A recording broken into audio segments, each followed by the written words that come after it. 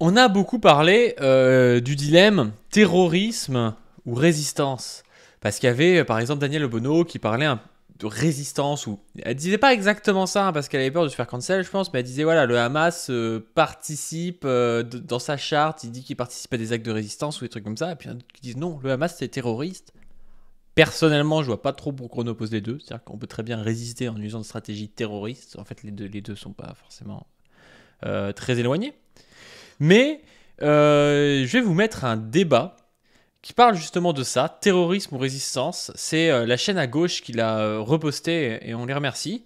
Un débat entre Bernard-Henri Lévy et Zora Drif. Zora Drif qui était la femme d'un des chefs du FLN algérien, donc groupe qui a fait des attentats terroristes dans la guerre de libération de l'Algérie et donc qui a soutenu et même peut-être participé, je connais pas bien la vie de Zora Drif, mais voilà, à des actes terroristes.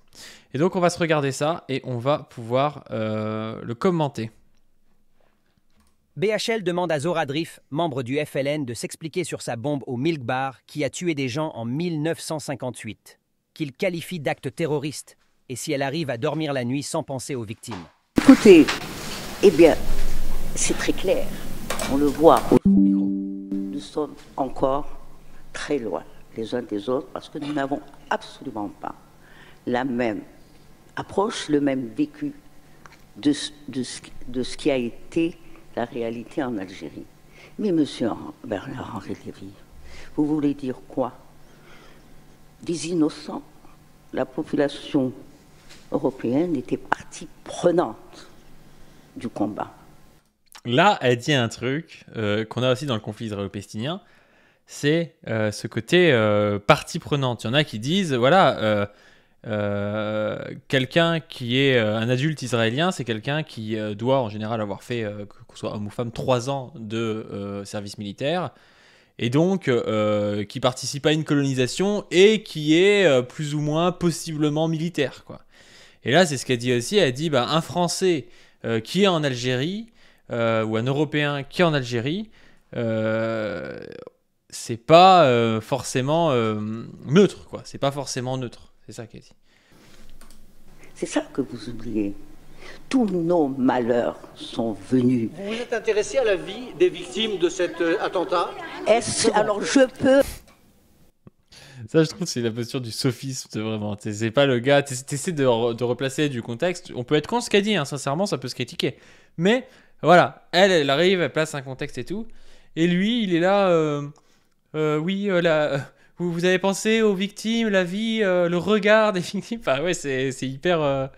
c'est hyper émotionnel comme discours et ça empêche d'avoir un vrai débat, quoi. C'est pour avoir le public avec lui ou des trucs du genre. Je peux alors vous aligner les millions. Non. Mais écoutez, moi j'étais en guerre. S'il vous plaît, laissez les débatteurs entre eux pour l'instant. La salle, c'est après. Mais non, mais c'est ça le problème. Allez-y, Zora Drif. C'est très facile. Allez-y. Nous étions en guerre. C'est ça la réalité. Est-ce que si nous devions aligner les victimes dites innocentes, mais l'Algérie ne suffirait pas à aligner toutes les victimes algériennes. Nous étions en guerre, monsieur Bernard-Henri Lévy.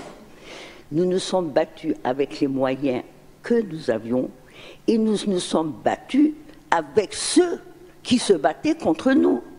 La population civile européenne en Algérie était partie prenante du combat. Mais voilà, elle dit, dans un cadre d'une colonisation, un civil est aussi un colon. C'est-à-dire que, évidemment que si on prend la vie individuelle d'un Français qui est né en Algérie, qui n'a pas forcément son rapport de colon directement, mais en réalité, il est un colon. Et ce qu'elle dit, c'est donc que c'est pas pareil que d'aller tuer un civil dans une société pacifiée non colonisatrice. C'est différent comme posture. En gros, c'est ça qu'elle dit. Et c'est assez intéressant parce que ça renvoie, je trouve ça renvoie pas mal à la situation israélienne aujourd'hui. quelqu'un qui part en Israël, c'est quelqu'un qui va... Là, j'ai vu aujourd'hui une vidéo, par exemple, en Cisjordanie, de Palestiniens qui se font virer de leur maison pour installer des colons juifs qui viennent d'Europe de l'Est. Ben, quand bien même, ces types-là, ils sont peut-être très sympas, enfin, il y a pas de... c'est pas eux qui les virent, hein, c'est d'autres gars qui arrivent, qui les virent et qui installent cette famille. Eux, ils viennent d'Europe de l'Est, je suis pas sûr qu'ils soient trop au courant du truc, c'est possible, je sais rien. Mais quand bien même, ils sont dans un rapport objectivement colonial au truc, et on peut comprendre que la population qui se soit fait virer considère qu'ils ont aussi leur responsabilité là-dedans, quoi. C'est ça qu'il faut dire. On se battait pour qui? C'est ça la réalité. Vous savez, quand un des combattants allait dans la ville européenne, parce qu'il faut quand même dire les choses et nommer les choses. L'Algérie, nous avons vécu l'apartheid. Vous savez, la France, mère des arts, des armes et des lois, les droits de l'homme. Et oui, mais excusez-moi, ça vous paraît être peut-être un discours truc, mais c'est comme ça que nous l'avons vécu. Son discours serait interdit aujourd'hui. Je suis pas sûr que YouTube soit très content. D'ailleurs, YouTube, voilà, je suis le numéro 1 des ennemis de YouTube. Non, mais voilà, je pense que ce discours aujourd'hui, il vaut un bannissement de la société intégral, quoi. Eh bien, quand un des combattants aller dans la ville européenne pour accomplir une démission vis-à-vis de militaires. Bon, ça vous paraît ça à peu près acceptable venant de nous, un policier. Eh bien, il revenait rarement de cette mission, tout simplement parce que toute la population, qui était une population européenne, voyait tout de suite le type au visage de métèque et disait c'est lui, et il était abattu. Nous avons employé, hélas, les moyens que nous avions. Et M. Henri Bernard... Et là, elle reprend le discours que je trouve assez intéressant, pour le coup, et qui est moins critiquable que ce qu'elle dit au début. C'est-à-dire qu'elle reprend le discours de... ce sont les colonisés qui sont victimes d'abord de violences des colonisateurs. Et donc le niveau de violence, il est imposé toujours par les colonisateurs. C'est pas les colonisés qui imposent le niveau de violence. Et donc tout discours qui permet de dire qu'en gros c'est les Algériens qui ont voulu être violents ou que c'est les Palestiniens qui ont imposé le niveau de violence, en fait, c'est un discours purement idéologique, totalement aveugle sur la colonisation. Henri Lévy, si nous devions jouer à ce jeu, mettre les victimes dites innocentes face les unes aux autres, croyez-moi... Puisque vous m'obligez à le faire, alors mais non, moi je parle pas de généralité. Lui, il parle pas de généralité, voilà. Lui, il parle seulement des trucs pour faire pleurer. Hein. Non, mais elle dit un truc qui est vrai. Elle dit si on prenait les victimes civiles innocentes, évidemment qu'il y en a plus du côté algérien que du côté occidental. Non, c'est attendez pas une seconde, je ne parle pas de généralité, que l'Algérie n'y suffirait pas. Concernant, je réponds à votre question, me dire aujourd'hui de condamner ce que je fais, c'est comme si je condamnais l'indépendance de mon pays. Or, je me suis battue pour que l'Algérie devienne indépendante, pour que les Algériens reprennent leur pays, et nous avons été acculés à nous battre avec ce que nous avions.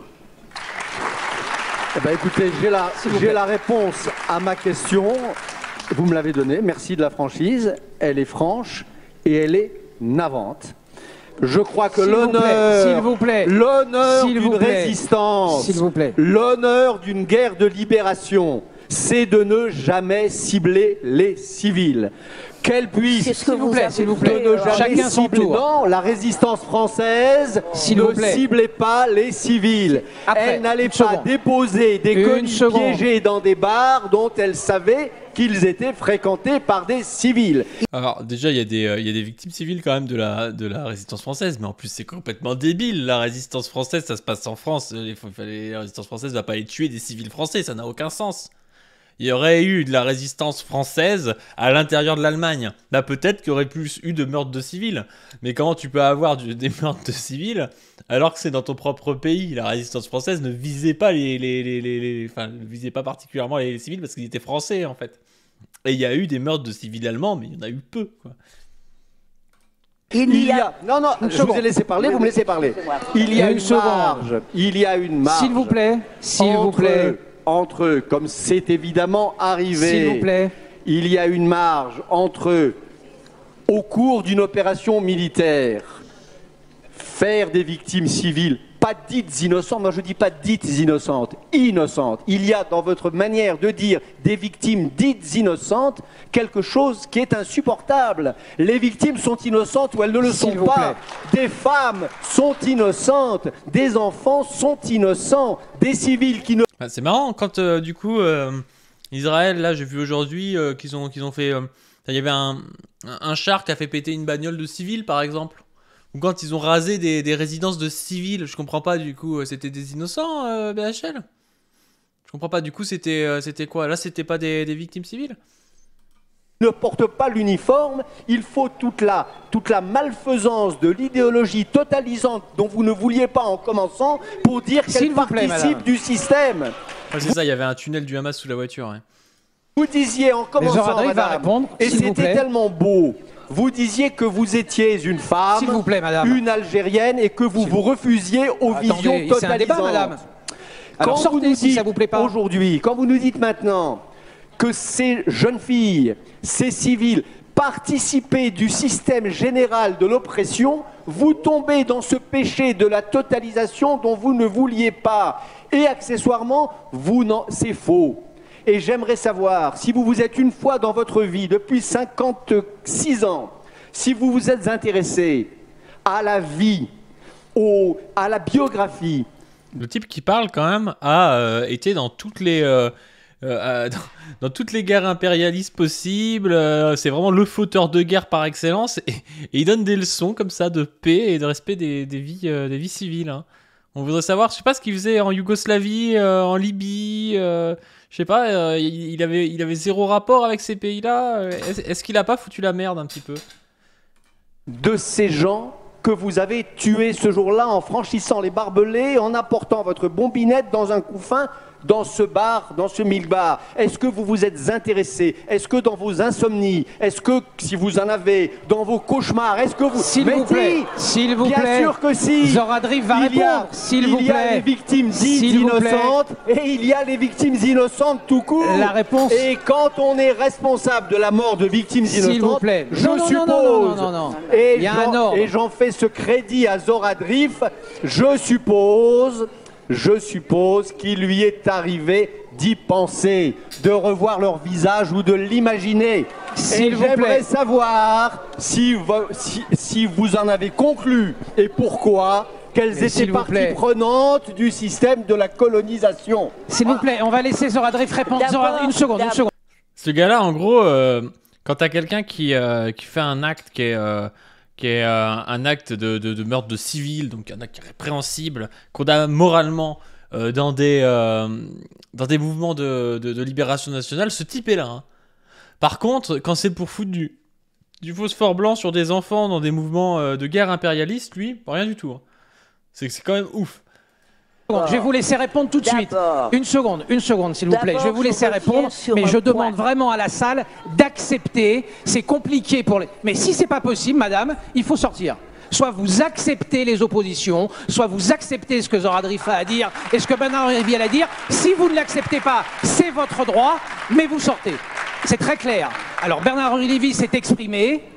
On avance, c'est Zoradriff, et j'espère que ceux qui sont d'accord avec Bernard-Henri Lévy auront autant de respect pour elle que le contraire. Mais s'il vous plaît, ceux qui ne peuvent pas supporter le débat, et je l'entends, ne doivent pas rester dans la salle. Zoradriff, c'est à vous.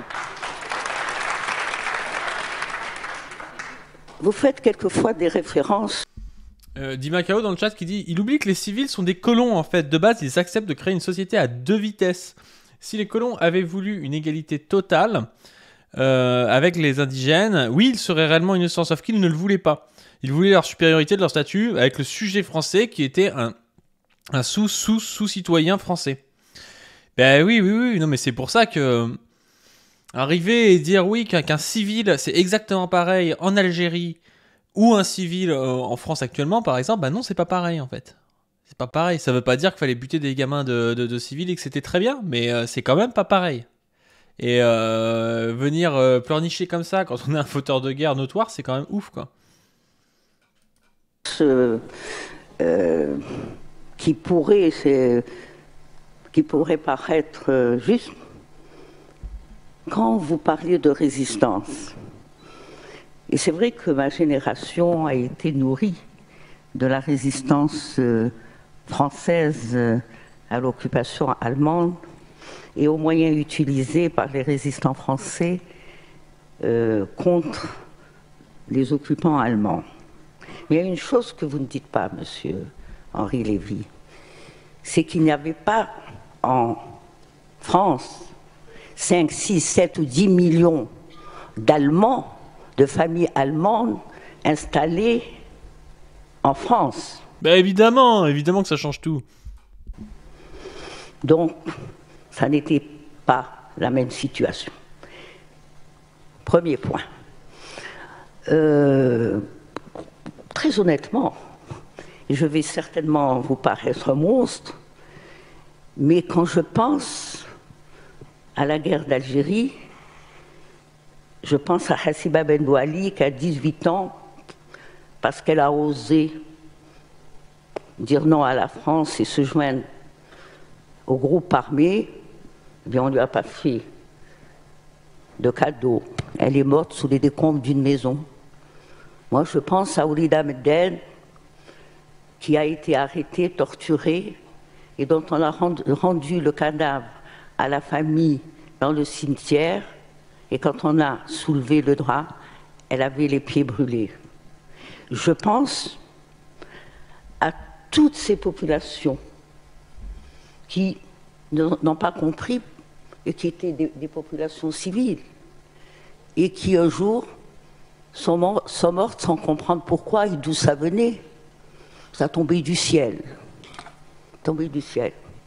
Mais des milliers et des milliers d'Algériens sont morts sous les bombardements. Et c'était l'armée française, n'est-ce pas?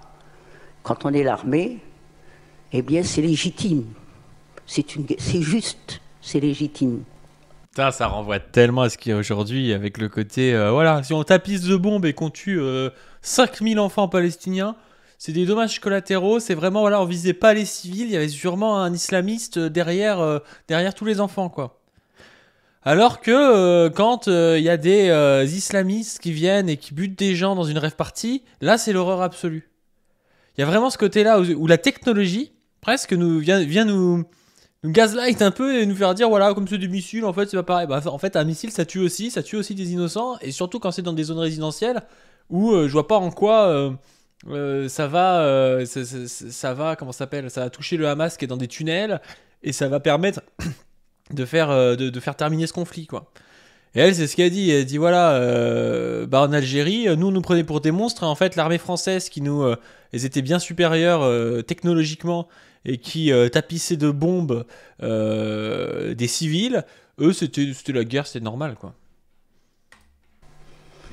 Et en fait, tant que on n'admettra pas qu'aucune possibilité, aucun moyen nous a été donné pour nous permettre de récupérer notre dignité d'abord, eh bien, je crois que nous resterons encore très loin des uns des autres parce que nous sommes loin encore d'avoir réglé nos problèmes.